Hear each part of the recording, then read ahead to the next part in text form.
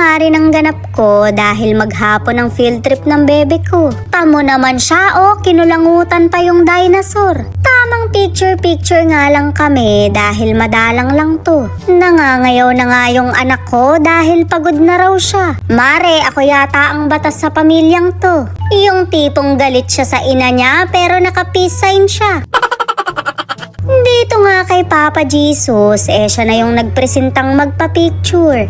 Mare, wag na kayong mag-abang ng joke at si Papa Jesus na yan. Dito na lang tayo tumungo sa itlog na bukasara. Shoot, Mare, hindi ko napansin yung 10,000 volts. Pinalayo nga namin yung mga bata at baka mangisay na lang sila. Baka kasi totoo yon, yari talaga ako sa ama nito.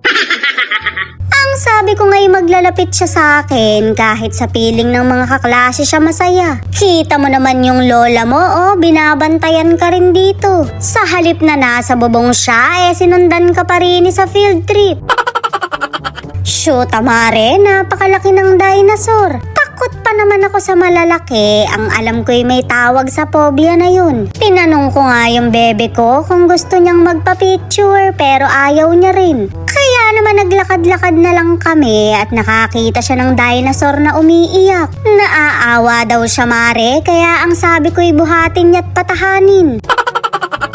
Hindi ni ngay nagpa-picture siya pero ayaw niya talagang hawakan. Well, sa malalaking dinosaur lang naman siya takot pero sa maliliit hindi. Mukha kasing makatotohanan talaga, gumagalaw-galaw pa. Mare, naalala ko tuloy nung nanonood pa ako ng Jurassic Park. Bagets pa kasi ko nun kaya takot na takot pa ako sa dinosaur. Well, marami pa akong kinakatakutan katulad na lang ng mga lasing. Pero ngayong tumanda na ako, mga kaibigan ko na sila. Mare, isa na rin ako sa mga lasing. Habang nagpapahinga nga, nag-ice cream muna kami ni Bebe. May malaking dinosaur na sinasakyan dito, pero nagulat na lang ako't nagpresenta siyang sumakay. Yabang, facing her fears. Sorry, English yarn.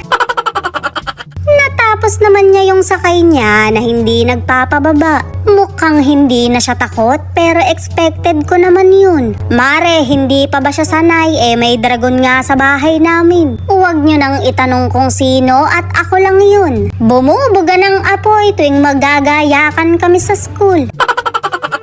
Kung makatulala ka naman, parang may binubuhay ka ng pamilya. Kalma lang anak at estudyante ka pa lang. Hindi ni ngay may mga dinosaur na lumabas para magsayaw. Hindi ako na-inform na nang hahabhab din pala sila.